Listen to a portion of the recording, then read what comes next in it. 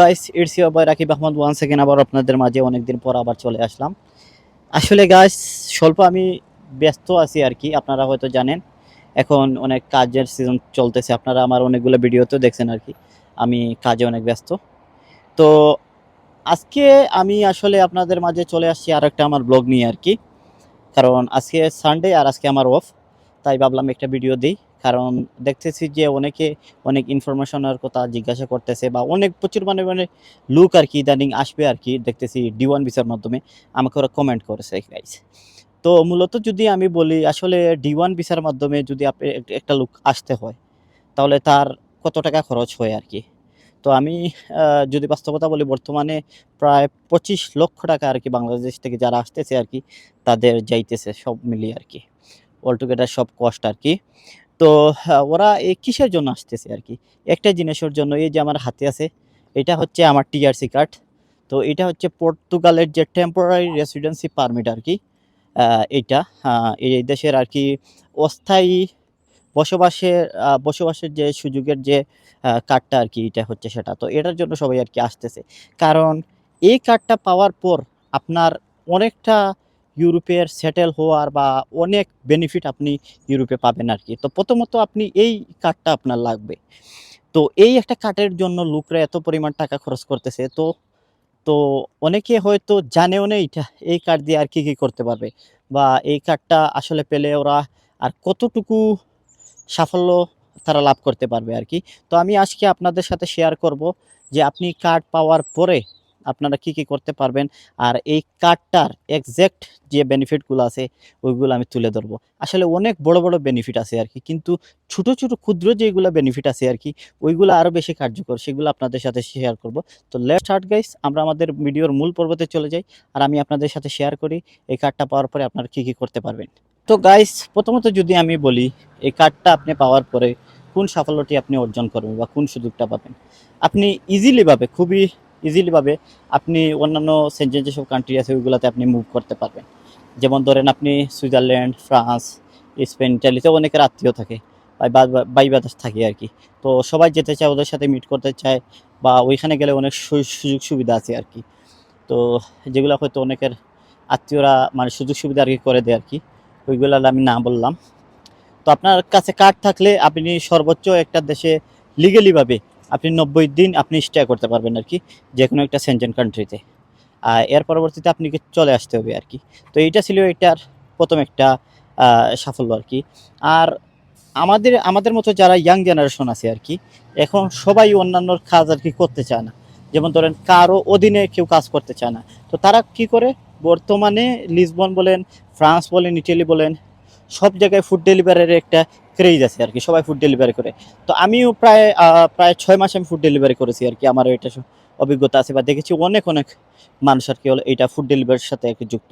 তো আপনি যদিও চান আপনি ফুড ডেলিভারি নিজের একটা আইডি হোক, নিজের আইডি দিয়ে ফুড ডেলিভারি করতে পারবেন আর কি। তো প্রথমত আপনাকে এই টিআরসি কার্ডটা লাগবে।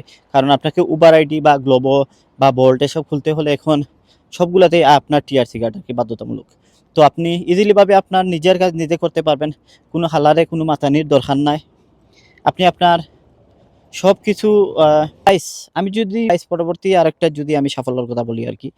আসলে প্রচুর পরিমাণ লোক আর কি চায় আর কি এশিয়ানদের যে কোম্পানিগুলো আছে ওইগুলোতে কাজ না করতে, কারণ এইগুলোতে অনেক হেডিক আর কি।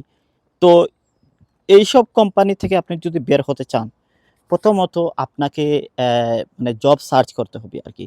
তো অনেক সময় নিজে থেকে এটা পসিবল হয় না। তো অনেকগুলো এজেন্সির আর কি সাহায্য সহযোগিতা নিতে হয় আর কি। যেমন ধরেন আপনি মাদারিয়াতে আপনি কাজে যাবেন। এখন মাদারিয়ার ম্যাক্সিমাম যে আছে, যে এজেন্সিগুলো আছে আর কি, ওইগুলো টিআরসি কার্ড আর কি চায় আর কি।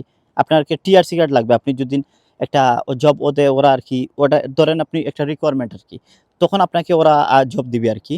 বা বিভিন্ন যেসব এজেন্সি ধরেন লিসবনে আছে, ওইসবেও আপনার লাগবে আর কি, টিআরসি কার্ড লাগবে। তো টিআরসি কার্ড না হলে ওরা আর কি আপনাকে ধরেন একটু নেগলেক্ট করবে আর কি, আপনাকে জব টব এইসব খুঁজে দিবেন আর কি। তো এইটা আরেকটা হচ্ছে সাফল্য। যদি আপনার কাছে টিআরসি কার্ড থাকে, আপনি অন্যান্য পর্তুগিজ কোম্পানিতে ইজিলি জব পেয়ে যাবেন। বা অনেক পর্তুগিজ কোম্পানি আপনাকে বলে যে আপনার টিআরসি কার্ড আছে নাকি না, অনেক কোম্পানি আর কি বলে, আর অনেকগুলো আর কি এসব খুঁজে না। তো আপনাকে টিআরসি কার্ড যদি থাকে আপনাকে ইজিলি ভাবে আপনাকে জবও পেয়ে যেতে পারেন। তো গাইস, পরবর্তী আরেকটা যদি আমি আপনার অপরচুনিটির কথা আপনি বলি, ধরেন আপনার কাছে যদি একটা ড্রাইভিং লাইসেন্স থাকে আর কি, আপনি অনেক দূর এগিয়ে যেতে পারবেন আর কি প্রবাসের মাটিতে। বিশেষ করে ইউরোপিয়ান কান্ট্রিগুলোতে ড্রাইভারের অনেক ডিমান্ড। আপনি যেকোনো একটি শপে আপনি ড্রাইভার হিসেবে কাজ করতে পারেন, বা বিভিন্ন কাজ আছে। আপনি যদি ড্রাইভিং জানেন, আপনার কাজের অভাব নাই। ধরেন এরকম কাজ আছে প্রচুর পরিমাণে যারা ড্রাইভিং কাজ জানে আর কি। তো অনেকে আছে যারা দেশে দেশে আর কি ড্রাইভিং শিখে নাই, বা ধরেন এই ড্রাইভিং একদম শিখে নাই। এখন ওরা কিভাবে এই দেশে এসে লাইসেন্সটা নিবে আর কি। তো এই লাইসেন্সটা নিতে হলে বা ড্রাইভিং লাইসেন্স পেতে হলে প্রথমত আপনাকে লাগবে টিআরসি কার্ড। তো আপনার কাছে যদি টিআরসি কার্ড থাকে, আপনি যেকোনো যেকোনো একটা ইনস্টিটিউটে গিয়ে আপনি রেজিস্টার করে তারপর আপনি ক্লাস নিতে পারবেন। আর আপনার মানে ড্রাইভিং লাইসেন্স হয়ে যাবে আর কি। এক্সাম দেওয়ার পরে আপনার ড্রাইভিং লাইসেন্স পেয়ে যাবেন। তো প্রথমত কি আপনাকে দরকার হচ্ছে যে টিআরসি কার্ড। টিআরসি না কার্ড হলে আর কি আপনি লাইসেন্সটা আপনি নিতে পারবেন না। আপনাকে মাস্ট আপনার টিআরসি কার্ড লাগবে। এটা ছিল আরেকটা অপরচুনিটি, যেটা একটা বিগ অপরচুনিটি বলা যায়। যেটা বলতেছিলাম আর কি, আপনি আপনার নিজের বস নিজে হয়ে যেতে পারবেন আর কি। আপনি ডেলিভারি করবেন, আরামসে যেকোনো সময় যাবেন, মানে কোনো ধরা-বাঁধা নাই। আপনি এনি টাইম উঠে যেতে পারবেন আর কি এরকম। তো আপনার উবার আইডিগুলা হয়ে যাবে। তো আপনি কারো অধীনে না থেকে আপনি কাজ করতে পারবেন আর কি। এইটা হচ্ছে আরেকটা সুযোগ। আর আরেকটা, যদি পরবর্তী আমি আরেকটা সুযোগের কথা বলি, আমাকে বলতে হবে ব্যাংকের কথা আর কি। আসলে যারা আমরা পর্তুগালে আছি আর কি, যাদের কার্ড হয় নাই, তো তারা কি করে আর কি, ধরেন নবু নামে একটা ব্যাংক আছে।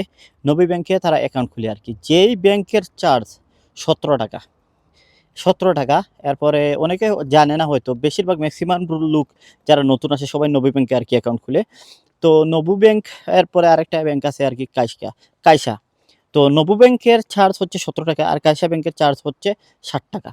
তো এই চার্জ আপনাকে সবসময় প্রতি মাসে আপনাকে পে করতে হবে, আপনার কাছে যদি টিআরসি কার্ড না থাকে। কারণ আপনি টিআরসি কার্ড আপনি পাওয়ার পরে আপনি অ্যাক্টিভো ব্যাংকে আপনি ব্যাংক অ্যাকাউন্ট ওপেন করতে পারবেন। তারপর মিলেনিয়াম ব্যাংকে আপনি ব্যাংক অ্যাকাউন্ট ওপেন করতে পারবেন। যেমন ধরেন অ্যাক্টিভ ব্যাংকে আপনাকে কোনো চার্জ দিতে হয় না, আর মিলেনিয়াম ব্যাংকে শুধু আপনাকে করে দিলে হয়।